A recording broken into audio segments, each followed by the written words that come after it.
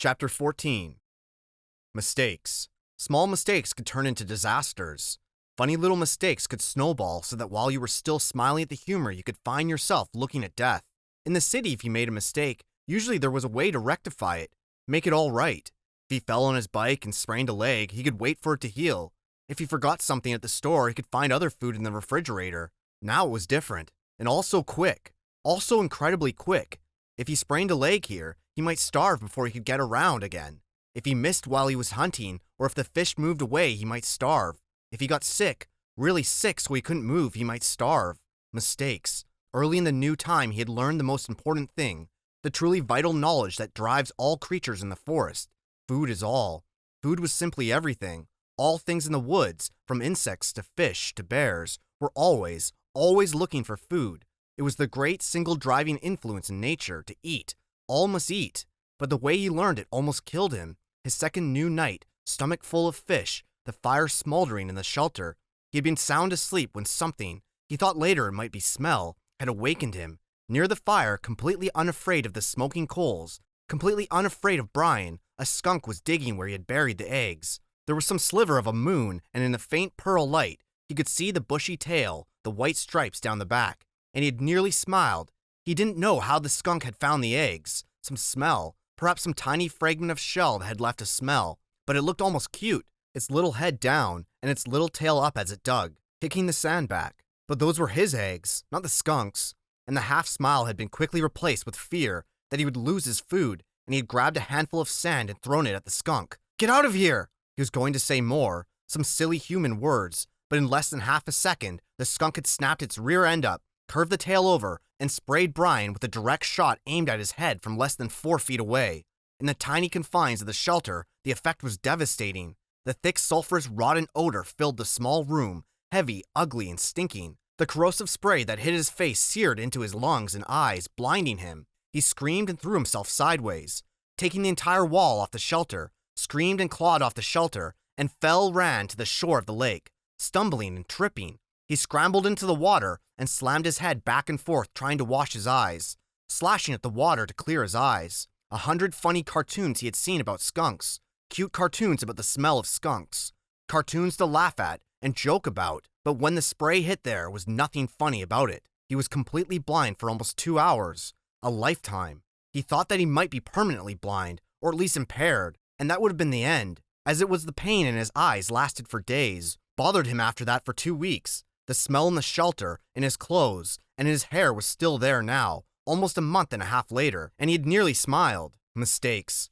Food had to be protected. While he was in the lake trying to clear his eyes, the skunk went ahead and dug up the rest of the turtle eggs and ate every one, licked all the shells clean, and couldn't have cared less that Brian was thrashing around in the water like a dying carp. The skunk had found food and was taking it, and Brian was paying for a lesson. Protect food and have a good shelter. Not just a shelter to keep the wind and rain out, but a shelter to protect, a shelter to make him safe. The day after the skunk, he set about making a good place to live. The basic idea had been good. The place for his shelter was right, but he just hadn't gone far enough. He'd been lazy, but now he knew the second most important thing about nature, what drives nature. Food was first, but the work for the food went on and on. Nothing in nature was lazy. He had tried to take a shortcut and paid for it with his turtle eggs, which he had come to like more than chicken eggs from the store. They had been fuller somehow, had more depth to them. He set about improving his shelter by tearing it down. From dead pines up the hill, he brought down heavier logs and fastened several of them across the opening, wedging them at the top and burying the bottom in the sand.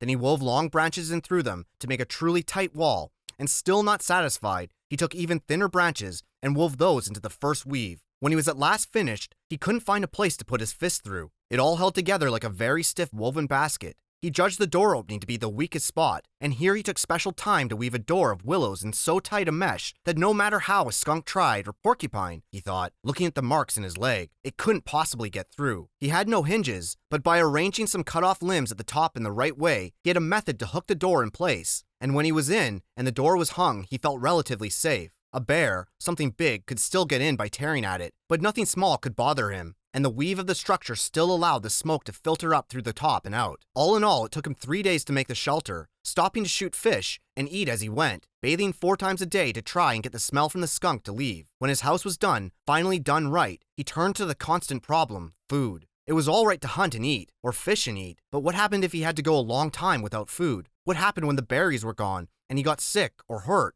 or thinking of the skunk, laid up temporarily? He needed a way to store food, a place to store it, and he needed food to store. Mistakes. He tried to learn from the mistakes. He couldn't bury food again, couldn't leave it in the shelter, because something like a bear could get at it right away. It had to be high, somehow high and safe. Above the door to the shelter, up the rock face about 10 feet, was a small ledge that could make a natural storage place, unreachable to animals, except that it was unreachable to him as well. A ladder, of course. He needed a ladder, but he had no way to fashion one, nothing to hold the steps on, and that stopped him until he found a dead pine with small branches still sticking out. Using his hatchet, he chopped the branches off so they stuck out 4 or 5 inches, all up along the log. Then he cut the log off about 10 feet long and dragged it down to his shelter. It was a little heavy, but dry, and he could manage it, and when he propped it up, he found he could climb to the ledge with ease, though the tree did roll from side to side a bit as he climbed. His food shelf, as he thought of it, had been covered with bird manure, and he carefully scraped it clean with sticks. He had never seen birds there, but that was probably because the smoke from his fire went up right across the opening, and they didn't like smoke. Still, he had learned, and he took time to weave a snug door for the small opening with green willows, cutting it so it jammed in tightly, and when he finished, he stood back and looked at the rock face, his shelter below, the food shelf above, and allowed a small bit of pride to come. Not bad, he thought. Not bad for somebody who used to have trouble greasing the bearings on a bicycle. Not bad at all.